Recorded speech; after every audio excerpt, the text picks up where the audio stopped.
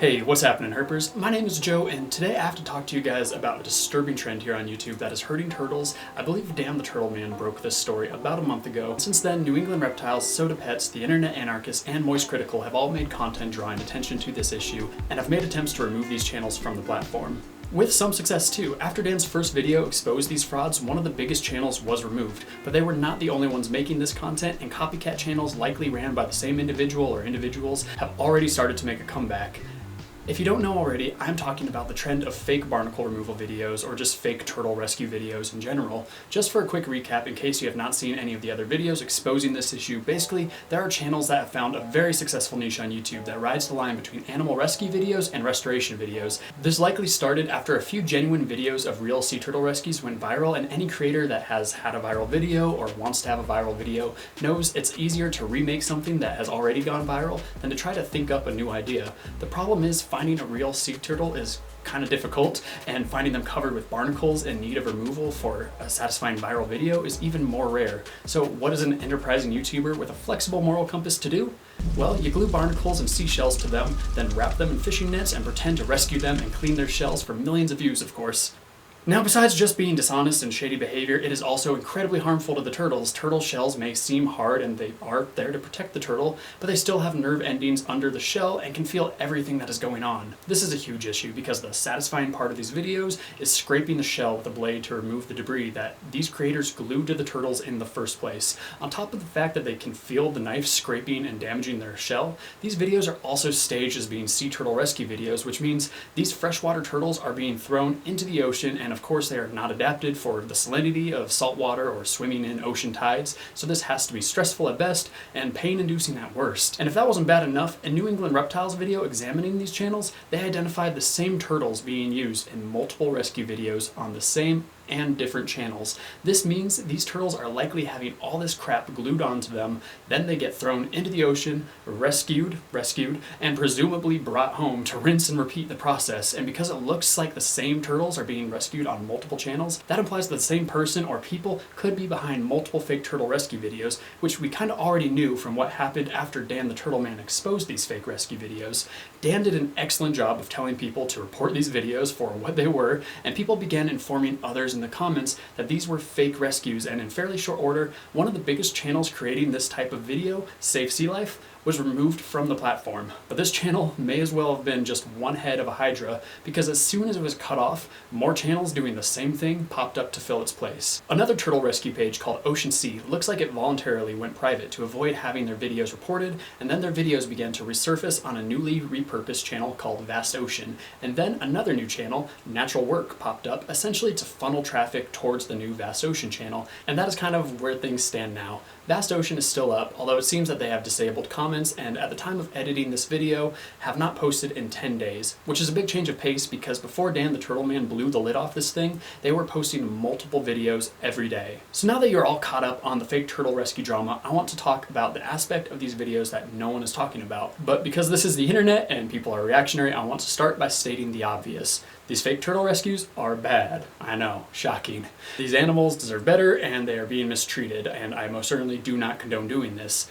All that being said, whether it's from just being unaware of cultural customs or maybe even a fear of being perceived as xenophobic, I have not seen anyone bring up the fact that having barnacles glued to their shell is far from the worst thing that happens to turtles in Vietnam, where these videos are being made, and other countries in this region. And it isn't even the worst thing that you can see happen to a turtle on YouTube. Just before writing the script, I watched a video of a Japanese chef cutting the head off a soft-shell turtle and then pour a shot of its blood into a martini glass that was referred to as an energizing drink, while the nerve endings in the turtle's head and body still writhed on the table next to the martini glass. I did not finish this video, and I don't recommend you go looking for it if you are a turtle lover, but just know it is very easy to find and has millions of views on YouTube. The thing is, turtles are fairly common food in Vietnam and other Asian countries. Eating both turtles and their eggs are very normal things in this part of the world. A reverse version of this would be how freely we eat cows in the US. Most Americans do not think twice about eating a burger or what went into making our steak, while cattle are revered and protected in many predominantly Hindu countries. So am I saying these fake turtle rescues are okay because we eat meat in the US? No, absolutely not. Get that vegan teacher crap out of here. So stop typing your hate comments, or go ahead. I don't really care. It will help in the algorithm anyway. But I'm bringing this up because it is a factor in this story that has been overlooked and may explain why YouTube has not cracked down harder on these videos. If culinary videos showing the very graphic dispatching, preparation, and cooking of turtles are allowed because it's a normal food item in large parts of the world, it makes understanding how these turtle barnacle removal videos are allowed on YouTube a little more understandable. If cutting the head off a turtle on camera, cooking it, and pouring a shot of its blood is just a cooking video, then it's a lot harder to explain to YouTube's most likely automated content moderation why cleaning the barnacles off a turtle shell is not as comparatively harmless as it appears. Again, I'm not excusing these channels. I think it would be just as screwed up if some American channels started doing barnacle removal videos on cows or chickens. And if you're like, that's silly, who would believe that? Well, it makes about as much sense as finding barnacles on freshwater turtles, so you never know. I bring this up because I believe to fix any issue, you have to first fully understand the issue, and the fact that turtle farms in Southeast Asia have become a part of protecting sea turtles is a factor I feel has been completely overlooked in the saga. No matter how you feel about eating turtles and their eggs, it is a widespread cultural practice in this part of the world going back thousands of years. You can't just get rid of something like that overnight and expect people to go along with it, and that is where slow change and harm reduction comes in. I'm vegetarian. I would love it if people stopped eating animals altogether, but I understand that is unrealistic for many reasons. So that is where harm reduction comes in, and it's something that we have seen with turtle farming in Asia.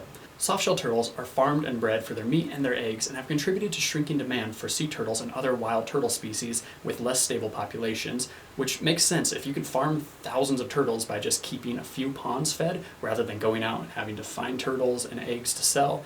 That is now the easier and more profitable option, and will start cutting into the already illegal marine turtle trade in Vietnam. While I don't like this by any means, I prefer it to further decimating wild populations to uphold cultural traditions that are not going anywhere. Although it should be mentioned that there is still an issue with catching wild turtles for breeding stock at these farms, as well as the risk of diseased turtles, they're not deceased, no zombie turtles, as well as the risk of diseased turtles escaping from farms and infecting wild populations. It is also an interesting factor to consider that some of the turtles featured in these videos were likely brought from farms or meat markets and were destined to be food.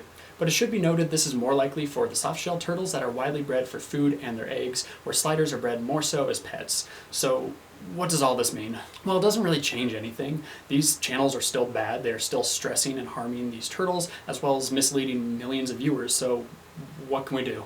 Dan the Turtle Man has already shown the strength of mass reporting this type of content and successfully took down one of the biggest players in this game, but it does not seem like YouTube is willing or able to identify these fake turtle rescue channels on their own, possibly because they're so much more tame, so to speak, than culinary videos showing how to prepare turtle recipes. So I have a feeling that this is not something that we will ever fully get rid of just by trying to shut down the supply of these turtle videos. Just as new channels popped up when Save Sea Life was taken down, we can expect this to turn into a game of whack-a-mole with YouTube chasing around these channels just as quickly as new ones pop up and they are reported. So what else can we do? Well, New England Reptile pointed out that while many of these channels are ran out of Vietnam, they are catering to Western audiences because that is where YouTube gets the most ad spending. In short, these channels will keep popping up as long as we keep watching them. So I think the best thing to do is spread awareness of how pervasive fake turtle rescues are. Dan the Turtle Man and others that have covered these channels have done a great job of raising awareness about this issue, and I really think the most effective way to stop these channels is educating as many people as possible about what is really going on. If we can make this issue well known enough, maybe we can shift the response of the average Western YouTube viewer from being,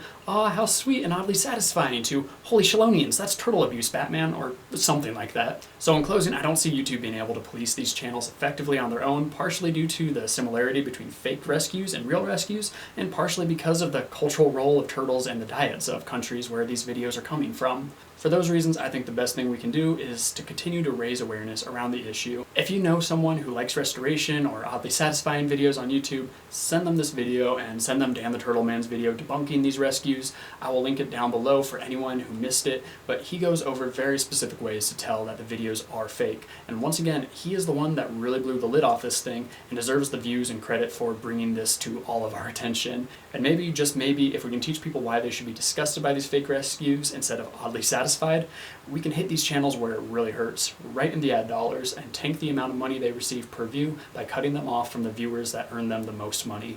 Anyway, that does it for this week's video. Normally I would say I hope you enjoyed it, but to be honest with you, I didn't really even enjoy this one, but I felt like it was an important one to make because while Dan the Turtle Man and others got this ball rolling, we still have a lot more work to do to stop these channels, and I think we need as many people as possible talking about this so it becomes commonly known how harmful these channels are if we really want to have a shot at shutting them down for good.